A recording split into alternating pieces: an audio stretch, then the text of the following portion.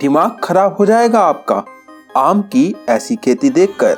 पेड़ पर लगे हुए आम आपने भी देखे होंगे। शायद आपने भी अपने हाथों से या पिकिंग स्टिक से या फिर पत्थर मारकर आम को तोड़ा भी होगा। लेकिन आज हम आपको जो आम तोड़ने का तरीका दिखाने वाले हैं, इसे देखकर आप भी हैरान हो जाएंगे और आप कहेंगे कि जमाना कितना हाईटेक हो चुका है और कितनी हाईटेक हो चुकी है आम की खेती।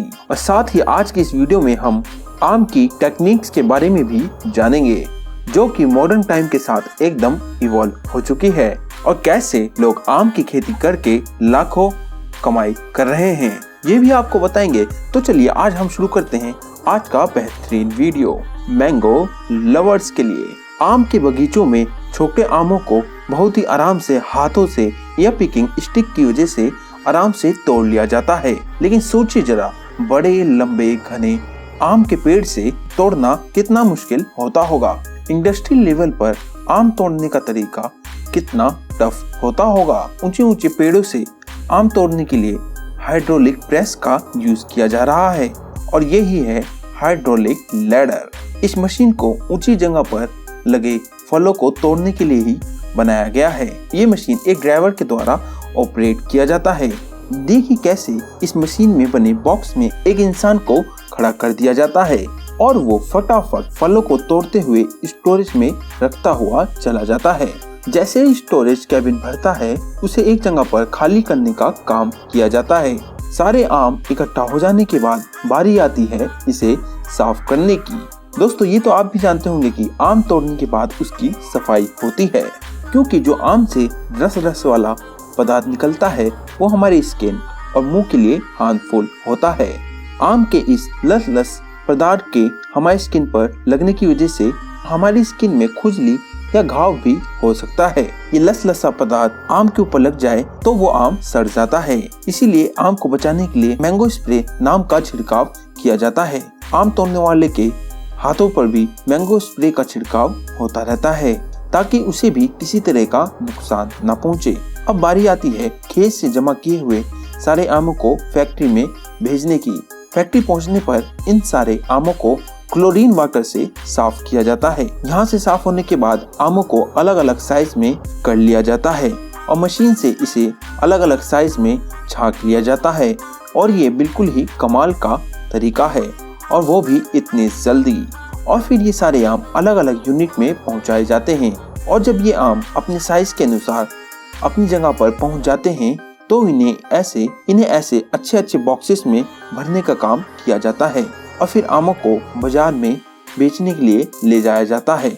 अब ये बात हो गई है आमों को तोड़ने से लेकर इसकी हाईटेक पैकिंग तक की। लेकिन जरा ये भी जान लीजिए भारत में आम की खेती कैसे होती है और उससे कितने पैसे कमाए जा सकते हैं। वैसे तो आपको पता ही होगा आम फलों का राजा है और पूरे भारत में इसकी खेती लगभग 11 लाख हेक्टेयर में की जाती है, जिससे लगभग 95 लाख टन आम भारत को मिलता है।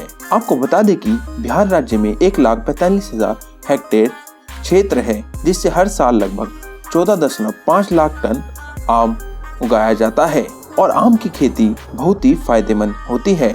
और आप मान लीजिए मैंगो है, वो भारत का सबसे बड़ा प्रोड्यूसर है मैंगो का। आम की खेती करने के लिए उसकी वैरायटी चूज करनी होती है। वैसे आपको भी मालूम होगा कि भारत में आम की वैरायटी की कोई कमी नहीं है। वहीं हर वैरायटी के आम की अपनी कुछ खासियत होती है। आम के परफेक्ट साइज वो हैं जिनका वजन 1 किलो में 4 आए और जिसकी गुठली पतली और छोटी होए। आम की एक किस्म होती है जिसे मालदा कहा जाता है और जिसे कई जगह पर लंगड़ा आम भी कहा जाता है। अब जान लेते हैं आम की कुछ वैरायटी के बारे में। सिपिया, सुकुल, दशहरी, बम्बई, चौसा, जर्दालू, अल्फांसी, फजली, कृष्णभोग, हिमसागर, गुलाब खास और वगैरह वगैरह प्रजातियां होती है आम की। और आम की डिमांड भारत में बहुत ज्यादा है और आम की खेती मुनाफे लायक होती है।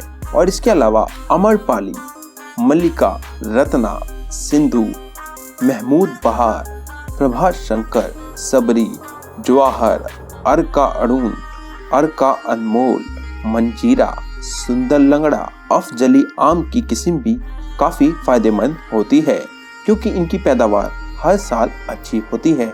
वैसे तो आम की खेती सभी तरह की मिट्टी में की जा सकती है अगर पानी में निकासी की व्यवस्था अच्छी हो, लेकिन आम की खेती के लिए सबसे बेस्ट मिट्टी गहरी दोमट मिट्टी ही होती है।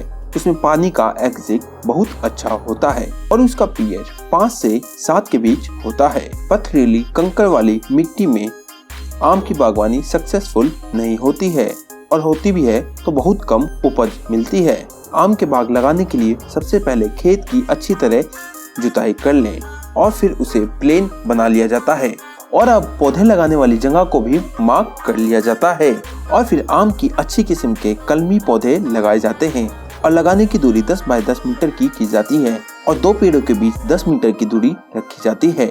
आम पार्ली किस्म के आम को 2.5 मीटर की दूरी पर लगाया जाता है और फिर मार्क की हुई जगह पर 3 फीट लंबा, 3 फीट चौड़ा और 3 फीट गहरा गड्ढा खोदा जाता है।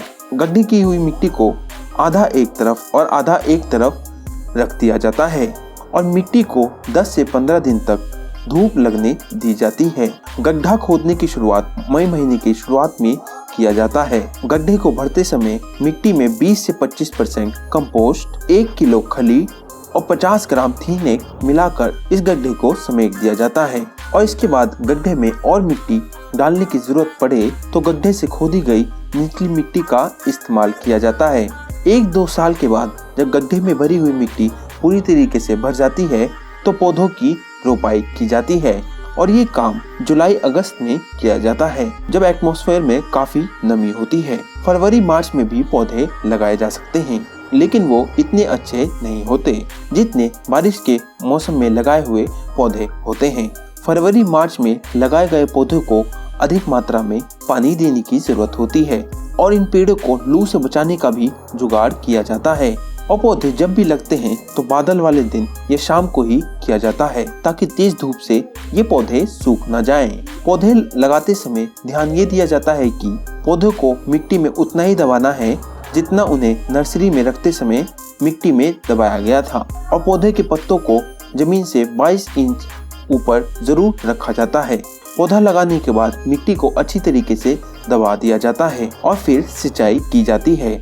बता दें कि पौधों की गर्मी में सिंचाई करना बहुत जरूरी होता है। आम के पौधों की खासकर शुरुआत में नालियां बनाकर पौधों की सिंचाई करनी होती है। पेड़ जब बड़े हो जाते हैं पूरे खेत की सिंचाई की जा सकती है। फूल लगने से 2 महीने पहले इसकी सिंचाई बंद कर दी जाती है। पेड़ों में जब फूल लग जाते हैं तो मटर के बराबर दाने होते हैं, तब इनकी सिंचाई शुरू होती है। आपको बता दें कि आम के पेड़ में फल लगते समय इसके पहले भी कई तरह के बीमारियां और कीड़े लगने का खतरा होता है और कीड़ों से बचाव के लिए इसमें दवाई भी छिड़की जाती है। पहला छिड़काव फूल निकलते समय या मंजर निकलने से पहले किया जाता है और दूसरा फूल खिलने से पहले और पहले छिड़काव के 1 महीने बाद किया जाता है और फिर उसके बाद ये पूरा आम पक जाता है और फिर इसे तोड़ के मार्केट में बेच दिया जाता है। दोस्तों, आपको ये कैसी लगी जानकारी आप हमें कमेंट में जरूर बताना। अगर वीडियो अच्छा लगा हो वीडियो को लाइक और चैनल को सब्सक्राइब कर ले और इस वीडियो को अंत तक देखने के लिए आपका बहुत बहुत धन्यवाद।